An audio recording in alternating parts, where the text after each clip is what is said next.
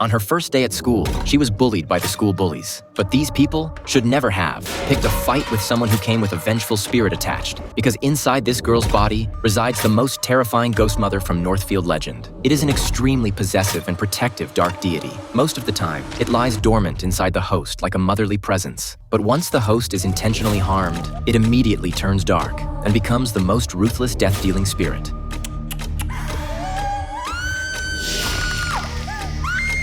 Because of this, Aya was forcibly sent by her family to an isolated all-girls island school. The place is surrounded by ocean on all sides, with no way to escape. Rather than calling it a school, it is more like a prison built to lock up troubled girls. The entire island is filled with women. The only male is Wayne, who operates the ferry. Here, survival of the fittest is the only rule. The newly arrived Aya can only fall to the very bottom of the food chain. To establish dominance over her, the school bully M deliberately placed her in the darkest corner of the dormitory. The bedding was crawling with cockroaches. Just looking at it was enough to make your skin crawl. In order to survive here, Aya could only swallow her grievances and anger, but her restraint in their eyes was seen as weakness to be taken advantage of. That night, Aya, half asleep and half awake, kept feeling a dark shadow watching her by the bed. She tried to go to the bathroom to calm herself down, but as soon as she turned around, the bathroom door started banging loudly. Before she could react, a bucket of foul-smelling sewage was poured down on her. It soaked her completely, sending a chilling shock through her body. Outside the door came the wild laughter of M and her group, but they had no idea at all that this bucket of filthy water had already awakened the dormant evil inside Aya. Early the next morning, the hellish torture had only just begun. The school had a strange rule.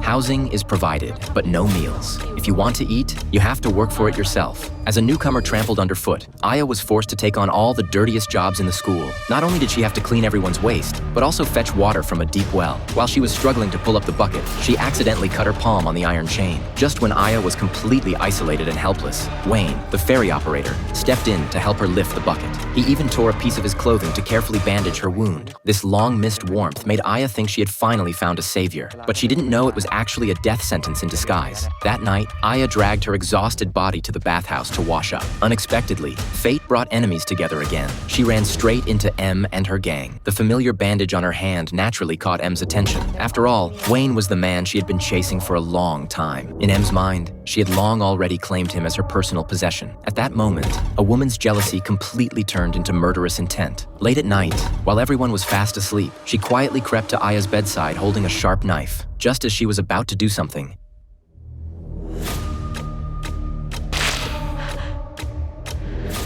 M suddenly felt a freezing touch and shuddered violently. Before she could even recover, a bell sound rang out behind her. A dark shadow flashed past the doorway.